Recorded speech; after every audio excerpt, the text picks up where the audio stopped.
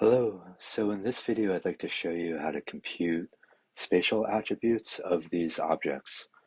So the idea here is that what we just made are these grassland cores that have a part or a hole on a college parcel.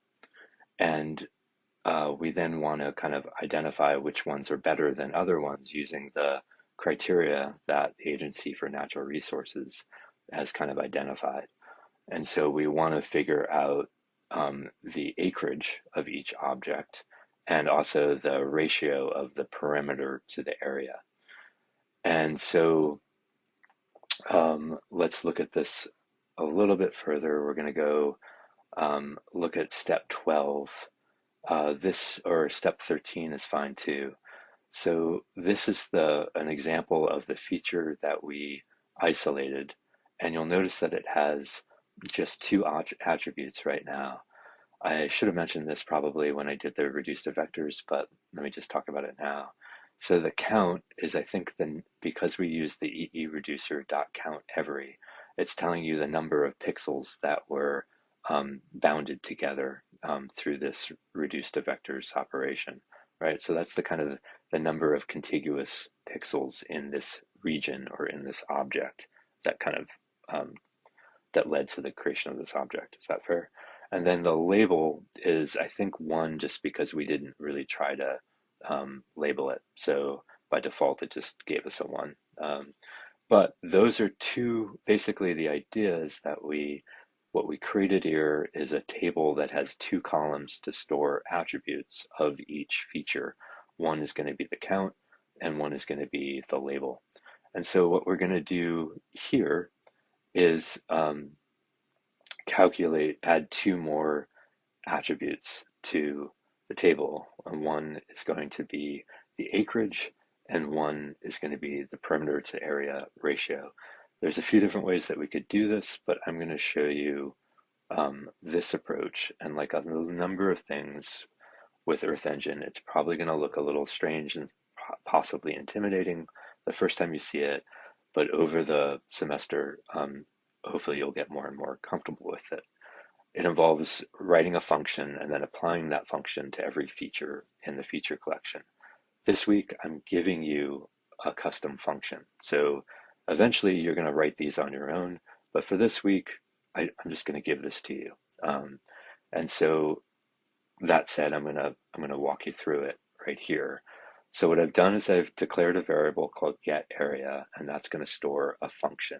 And the function is going to want to take a feature as an argument or something to work with. And so I'm a little bit lazy, and rather than typing out feature, I'm just saying let F stand for any feature. And then the curly brackets here are saying here's what the function is going to do. It's going to first define a CRS as basically EPSG 32145. So we've done that previously. If you go back to step like 8, I think, we defined this as part of the script. But I'm just going to, because we're going to use that within this function, I'm going to kind of redefine it locally in the function, just so should you ever want to copy this function and use it in another script in the future, you have it right there. And so then the next thing it's going to do is calculate the area, and it's going to go over and use the area method of features that returns the area of the feature's default geometry, and it takes a max error and a projection as the arguments. So I'm going to say, please calculate the area and use the area method of this f of this feature with a max error of 1 and our CRS, meaning that I want the calculation of area to be done in a coordinate system and in a projection that is designed for Vermont so that it's going to minimize distortions to area, shape, and direction, distance, all of the things that we saw that projections can influence when we looked at the effects of the Mercator in an earlier lab. And then I'm saying, all right, it's going to calculate this in square meters. If we didn't define this, it would be in square meters, but I can also tell you that the linear unit of Vermont State Plane is meters. So so then I'm going to need to basically convert square meters to acreage by dividing it. And this is, how I do that. I open up Google and say square meters to acres, and it's going to tell me that 1 square meter equals this many acres. So I could multiply that, but for whatever reason, I often find it easier to say like, okay, 1 acre is equal to 40,046.86.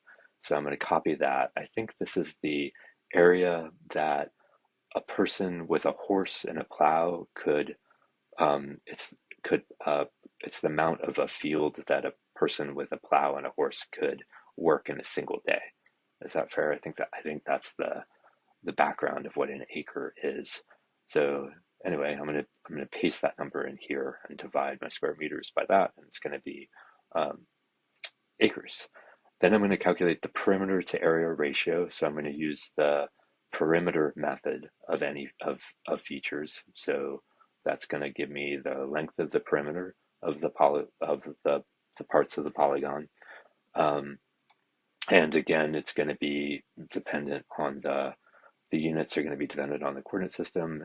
By default, it would be meters, but because we're using Vermont State Plane, it's also going to be in meters. And then I'm going to divide the perimeter by the area, and I'm going to recalculate the area rather than feeding it the variable here, because this is in acres, and I want to divide the length in meters by the area in square meters to get the perimeter to area ratio. Is that fair? And then what it's going to do is return. So it's saying the output of this function is going to be to take that feature and then set two new properties, or basically add two new columns to this, to the table.